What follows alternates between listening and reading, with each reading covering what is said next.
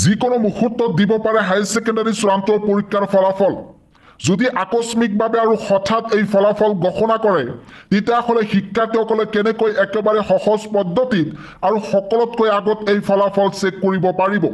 সবিশেষ এইটো ভিডিঅ' জৰিয়তে ষ্টেপ বাই ষ্টেপ আলোচনা কৰিব বিচাৰিছো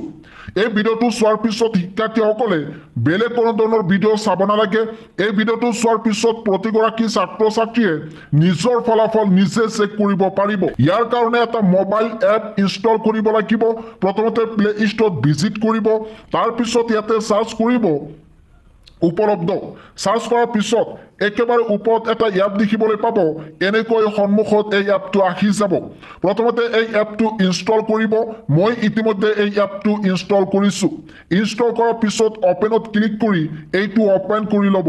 ওপেন কৰাৰ পিছত ইয়াতে ৰেজিষ্টাৰ কৰিব ক'ব ৰেজিষ্টাৰ কৰি ল'ব তাৰ পিছত এনেকুৱা ধৰণৰ এটা ইন্টাৰফেস ওপেন হ'ব ইয়াতে লিখা আছে টু বি এনাউন্স সুন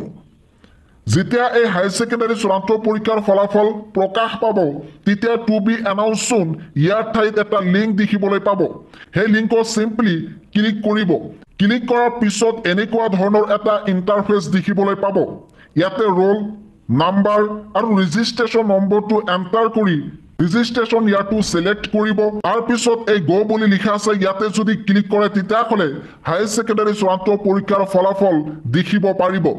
এনেকৈ প্ৰতিগৰাকী শিক্ষাৰ্থীয়ে একমাত্ৰ এই মোবাইল এপৰ জৰিয়তে নিজৰ ফলাফল নিজে চেক কৰিব পাৰে ষ্টুডেণ্টে কমেণ্ট কৰি আছে যে গ্ৰেছ মাৰ্ক কিমান দিব চ' এইটো চোৱা যদি এটা বা দুটা ছাবজেক্টত 4, 5, 6 অথবা 7 নম্বৰৰ কাৰণে ফেল কৰি আছে সেইটো গ্ৰেছ মাৰ্ক দি আপোনাক পাছ কৰাই দিব SSLC এক্সামত 17 লৈ গ্ৰেছ মাৰ্ক দি দিছে এইটো চোৱা তো ৰিজাল্টৰ ডাইৰেক্ট একজেক্ট কোনদিনা দিব সেই ডেট এতিয়ালৈকে কিন্তু অফিচিয়েলি আপডেট দিয়া নাই তো আপডেট দিয়াৰ লগে লগে কিন্তু তোমালোকক আমি আমাৰ চেনেলৰ জৰিয়তে জনাই দিম তাৰ কাৰণে চেনেলটো তোমালোকে সাবস্ক্ৰাইব কৰি ৰাখিবা